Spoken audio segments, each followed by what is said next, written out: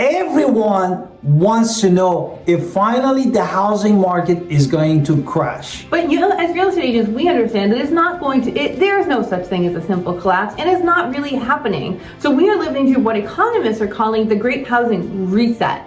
For years, the market was frozen in ice. Homeowners didn't want to move because they had record low interest rates. I mean, we ourselves have a very low interest rate.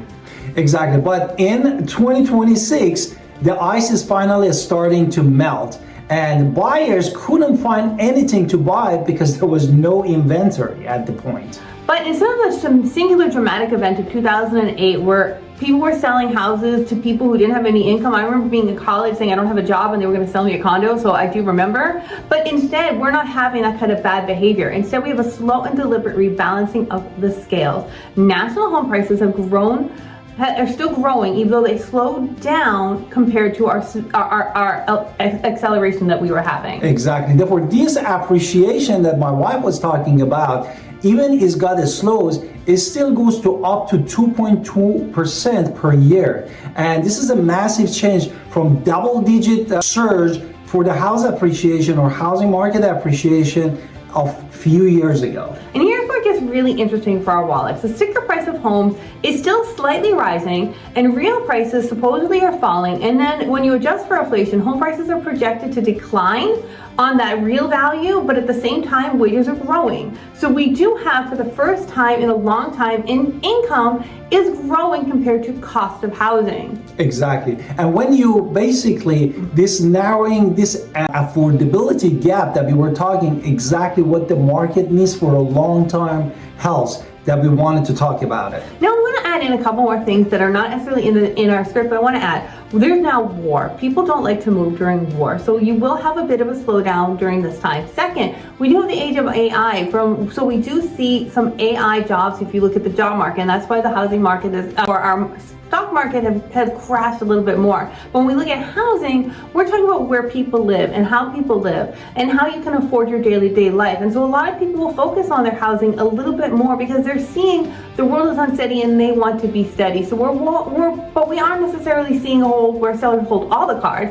Leverage is now a little bit more equal between buyers and sellers for all of the reasons we just said.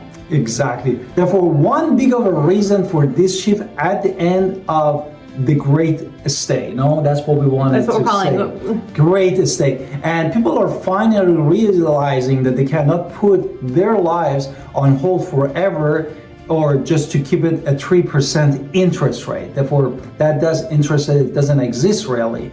And life events like a new job, growing families, and aging is overriding those financial inertia that people had in their mind. And then you're also seeing the silver tsunami, as they're calling it, starting to happen, where in 2026, the oldest boomers are now 80 years, the oldest baby boomers are 80 years old. This means that more houses are naturally going back into the market itself because people don't really want to live in their parents' home. So this is just a natural event of life. So because of this, inventory is projected to increase up to 10% this year nationally. Wow. Therefore, the buyers today basically have more choices, as my wife said, because of that tendency of the boomers than they have had nearly decades ago. But you have to be careful because this housing market is moving at two different speeds. The national average can be very misleading at the moment. And some part of the country are still seeing the pricing climbing up, and while others correcting quickly. Now, if you look at the Midwest and the Northeast, prices are remarkably resilient. They're kind of staying steady. New York, New Jersey seen prices rise by 6.7%. Hartford, Connecticut is right behind them with 6.2%. So in my old home in the New England area, you see numbers there, but those numbers are not necessarily enough for the new homes to be matching demand. It's just on the flip side, the pandemic, which we're living now, the boomtowns in the Sunbelt are facing reality check. This is super important to understand. And inventory in some of these regions has actually surpassed what we saw before the pandemic. Nada. So we did live in Florida though. So Florida is having some of the toughest headwinds in the country right now. Markets like West Palm Beach, Cape Coral are in high risk for price drops of 10% or more. Honestly, my mom decided to just sell her price house at a low price in Florida just to get out and move here to North Carolina. So I do see, I've lived through that personal experience. Even Austin, Texas are seeing sellers have to have a little bit more realistic tone. Exactly. Therefore, those picky house hunters have returned and they have not selling out for good enough anymore. And these buyers are prioritizing the home inspections and negotiating for repairs after the home inspection. They know while the mortgage rate are settled into around 6% or high 5%, they're still higher than they used to be before the pandemic or during the pandemic. And then you also have a group of people that they've been calling themselves lifestyle renters. Nearly 60% of renters will tell you that they want to stay renters in 2026. And for them, it's not about the money, it's about flexibility. And as people who sell single family homes to homeowners or want to be homeowners or to things, we have to really look at that and say, well, this isn't always about flexibility. The return to office, people need to be closer to their work. This creates a shadow demand where people are watching the market, but they're just waiting for the right moment or they're waiting for the right deal. And if you're the professional in this industry, you know how to get those people the deals. That's why your work has changed completely. Exactly. And if you're a professional in this industry that we were talking about, the way that we work has to change completely. And you can no longer just to be a salesman, you need to be a source of a clarity because of all this misleading. And the rules of the game have been rewritten based on the National Association of Realtors or NAR settlements. Now, we are now in the free market era for real estate commissions. And offers for compensation for the buyer's agent are no longer allowed on our MLS. Right, agents have to sign a written agreement before buyers tour a home. These agreements are clearly saying that commission is negotiable. This pressure changes everybody in the market as well. And honestly, we've been seeing buyer's agents have actually been getting more because they're showing up when showing know where the deals are. So we do understand that that's the reality here. So it's not just the commission rules. And there is a lot of laws coming out for cash deals with LLCs and trusts. Luckily for us, we're in a lawyer-run state, so all our closings are not done by title. They're all done by lawyers, so they really are on point when it comes to those cash deals and understanding LLCs, trusts, and what to do. But if you're not in an area where lawyers handle it, you need to be a little bit more aware of that. Exactly, and this is a part of a major push by the U.S. Treasury to increase this transparency, especially in the luxury markets. And in a state of like California, that we have a lot of these luxury homes, you have to be disclosing if the listing photos were created by AI. And we've seen it ourselves. We've actually had callers call us as buyers. Like they call us as their buyer agents. They say, we really want to see this home.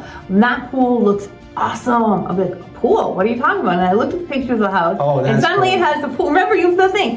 They had, and he had to go show them proof that there is no pool in this house. And we talked to the agent, and it was just what it could be. But that's a big investment.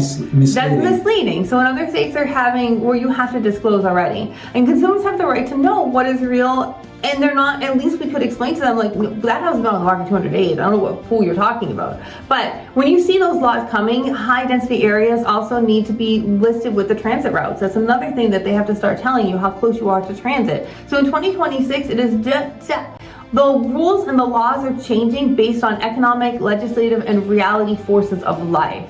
Exactly. Therefore, for the sellers, basically the message is very simple. The days of testing a high price are over.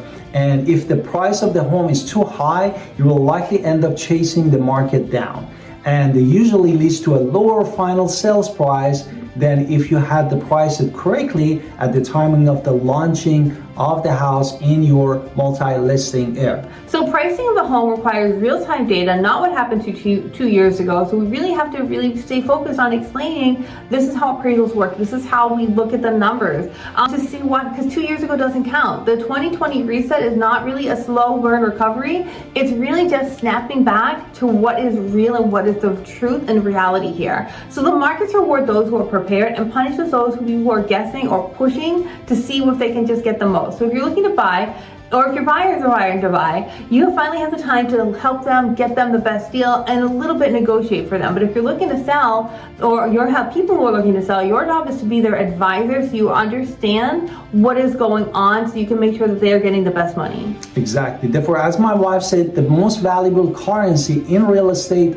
today is not just a listing, it's clarity. And we need to stop looking for shortcuts and start looking at the mass. And this is the era of the professional advisor, and that's why your job is much more, even more important in the era of the AI. And we need to basically be that professional advisor. And we have covered a lot of ground today, no? Yes, we did. We talked from a lot, from the market to the wars to the Silver Tsunami, but knowing the data is only half the battle. You need to know how to explain it and apply it. And if you want to talk about your regional differences and how we can help you with your goals, we would love to have a one-on-one marketing session with you at the Prosperity Agent, where we can really talk about your life as a real estate agent and how we can help, because we do have our entire outlet. We learned everything we do from Mike Gerard, Connor Steinbrook, and then of course from our own trial and error. So we have learned, we have so much to give people. We have our entire upline, and you have the ability to talk to us. So we're just so excited about it. And love to connect with you, and see you next time.